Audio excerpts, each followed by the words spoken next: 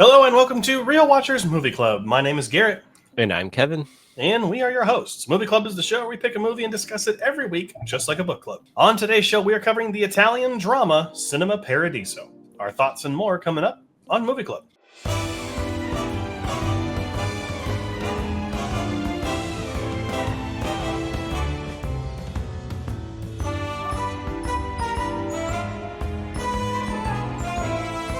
Released in 1988, Cinema Paradiso was directed by Giuseppe Tornatore and stars Philippe Noiret, Jacques Perrin, and Salvatore Caschio. Sorry if there's any mispronunciation of those names. Salvatore, a famous film director, returns to his hometown for the funeral of the local theater's film projectionist, Alfredo. He reminisces about his life as a young boy falling in love with cinema. It is ranked 48 on IMDb's Top 250 and has a 4.5 out of 5 on Letterboxd and is ranked number 24 on its Top 250. The film won one Academy Award for Best International Feature Film. Before we dive into our thoughts, though, on Cinema Paradiso, we do want to issue a spoiler warning for the film. We are going to talk about everything that happens in this movie, and I can guarantee that unless you're a hardcore film buff, you probably haven't seen this movie. So we don't want to spoil it for you, so go and watch it first. If you're here at all liking movies, check this movie out, then come back, and we will go ahead and spoil it all the way for you. But make sure you stay tuned to the end of the show to find out what movie we're covering next week, because we're going from little known to, for most people, to very well known. All righty, Kevin. So here we are. Cinema Paradiso is our movie this week, and this was my pick this week. Yes, it was. And I picked this movie because it is always towards the top of top 250 lists, and a lot of people in the film world, in the film scene, all these cool cats have been talking about how good this movie is, and I wanted to check it out for myself and bring you along for the ride. Yes, and I'm glad you did. Here we are. Yep. And I'm glad you were here with me on this one. Because that's the only way I had heard of this movie. Had you heard about this movie at all? Absolutely not. There we go. You're the case study for most people, probably. Yeah.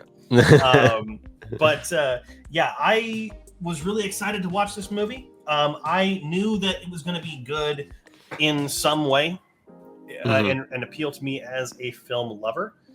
And here we are.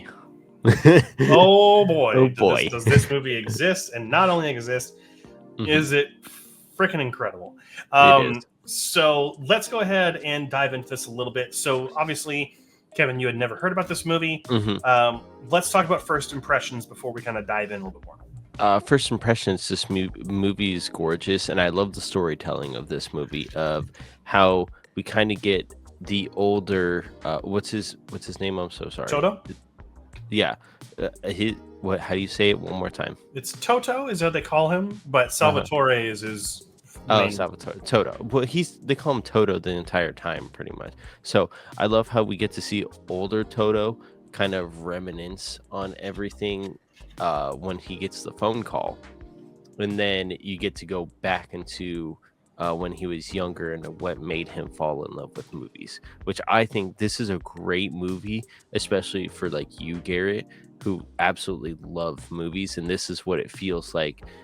Even just finding a job that you enjoy, and other people maybe not quite understand why you enjoy the job, and they can take this movie and be like, yeah, that's why I like my job, because of XYZ. Is they can find that in this movie because Toto liked the projector room because of XYZ. So yeah, you really could read into this. Yeah, I mean, as with any good movie, you should be able to read into it in whatever way you are able to. But this is really a love letter to cinema. Yeah. This is someone who loves movies just as much as I do, or any number of us do, and is making their movie about what they love. And not only do I very highly respect that, it is fantastic. Yeah. From beginning to end, this movie is gorgeous. It's wonderfully acted. particularly Philippe Noiret, I hope how you say his name, who plays Alfredo. Alfredo, yep. He's such a this like magical kind of mentor character, and I think he is probably one of my favorite mentor characters, up there with like Obi-Wan, like just because of what he means to the movie. And it is just truly special. And like you said, yeah, like I do personally have a very, I don't want to say a different reaction to this movie, but one that's a lot more personal. This movie hits, is how the kids would say it. Like it really hits on another level for me. It does. So, and I can see as Alfredo being the father figure of Toto as well. 100%. You don't see a father figure in Toto's past life at all. So growing up with Alfredo, even rejecting him to come into the Projectin studio because it's not a job that is like highly recommended by Alfredo or by the people in the town that he lives in. It's so good because it's like, why would anybody, in Alfredo's mind, is why would anybody want to be in my position? And Toto's like, well, let me explain why I want to be in your position, because I love going to the theaters, I love seeing the movies, and I don't want to talk about the end yet, but I absolutely love the end of this movie as well.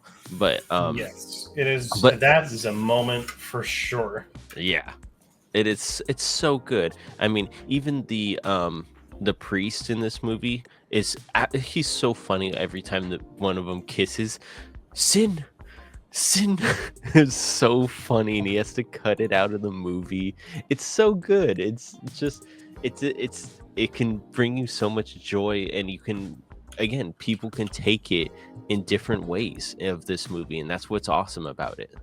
Yeah, it's like you said, you could look into this as finding your dream job, right? You could look into it that way. Absolutely.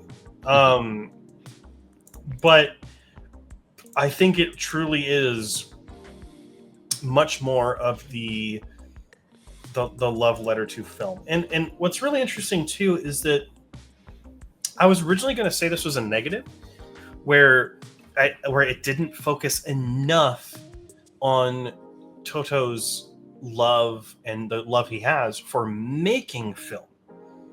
We see a little bit of it when he's a teen, and because that's why he gets the film of the girl he falls in love with. Yep. But then also, I mean, we find out as the adult that he's a famous film director.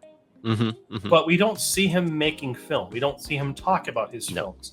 This is, and originally I was like, that's kind of a negative. Like, why wouldn't he want to? But then I realized this is more a love letter for movies as a whole, not making them. We have movies that are love letters to making film.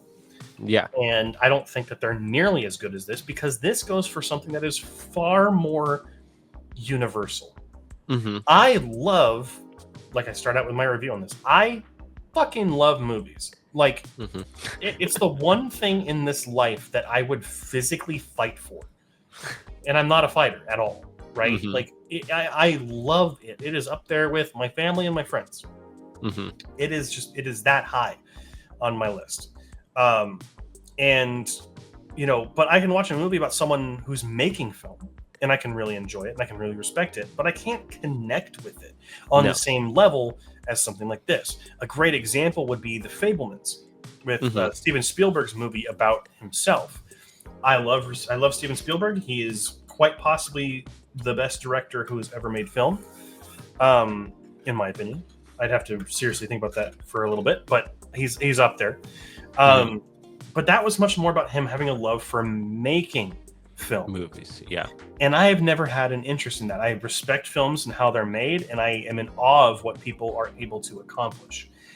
But Cinema Paradiso is much more of the magic of going to the movies, the magic of seeing movies for the first time and experiencing them with a crowd, with other people, Mm-hmm. and the feelings and the emotion and the passion and the love and everything that can come from just watching a movie. Mm-hmm. And that speaks to me on a fundamental personal level. Mm-hmm. And I think that's why I loved this movie as much as I did. Yeah. I am not going to sugarcoat it. I cried during this movie, which is a typical thing that happens with me now when a movie's particularly well done. I'm an emotional little guy. But like not I mean I there we can go ahead and spoil the ending. We've already given spoiler warnings. Yeah. I was in tears during the funeral sequence for Alfredo. Mm-hmm. And it's a very excuse me. It's a very smart decision on the director's part, on Giuseppe's part, for making that funeral sequence after everything. Yeah. That could have been the beginning of the film in a lesser film. It could have been the middle. No, it needed to be after we knew who Alfredo was. Yep. And we got Alfredo and Toto's complete story. Because then it hits like a fucking freight train. Yeah, it does. And seeing everyone that we've come to know throughout the course of the movie, the theater owner, the gentleman that falls in love with the woman at the theater, like these are all things that would have gone over our heads if we had seen this earlier in the film. Exactly. But instead, like him, we go through this entire life and then come back. It's a super smart bit of pacing and writing and direction. But then, so not only do I cry during that, because it's like Alfredo, I want an Alfredo in my life. I want a movie theater projector guy who loves movies just as much as I do. I want that. But I also cried like a baby when Alfredo watches the film Toto watches the film that Alfredo put together for him. Yeah, it's perfect. It was perfect. A perfect way to end an older Toto to come back and see, well, this is why I make film. This is what got me into the theater. This is what got me into making theater films. It all stems back on to who Alfredo was and what Toto wanted to do when he was younger. So, and yeah, it's really not badly cut up, but the movie that is playing, not the movie itself. It's really badly cut up and everything like that, but that shows its wear and tear, and that shows that it's passion between between Toto and Alfredo, and it was just, it's I don't know, it's just a perfect way to end a story, I feel like. Did you also pick up on some of that meaning in the end too? What meaning? So not only is it all the clips that he cut out of the films because of the priest or whatever, but what do you when you kiss someone, why do you kiss them? Because you're in love with them. Like Toto is with the movies. Yeah. It's not the deepest subtext in the world, but god damn it, is it effective. And it's so beautifully done. I'm just gonna keep saying the same things. It's so beautifully done. It is. It just and Toto as a kid actor, the kid actor who did Toto is not annoying in this at all. Which is funny because I thought he was. Oh really? Oh no, I also just do not like kids usually. So I just was not. I think I watched this right after Transformers 1, so I was already like annoyed with the person in that one. So maybe this kid was already better. But no, I thought he was fantastic. Does he get a little whiny and stuff like that? But yeah, but that's okay. I loved when he was at the movie theaters. His eyes were on the screen. He wasn't looking around. He was so invested. He would take the cigarette from his friend next to him, but still have his eyes on the screen. He was so invested into that role, and I absolutely loved it. So, I would say he's at his best when he's with Alfredo. Oh yeah. When he was just by himself, being a kid in Italy in class and stuff, not really digging it. But when he's with Alfredo is when it's truly, truly important. And how their relationship grows and how, that friendship, that almost father-son dynamic comes from it. Yeah. Like they don't make a big deal out of it that Alfredo doesn't have a kid, or if he does, they're not in the picture, or they're old and moved away or whatever. But like, we don't know if he has a kid or not. So maybe he sees him as a son and takes him in, whereas Toto sees him as a father figure.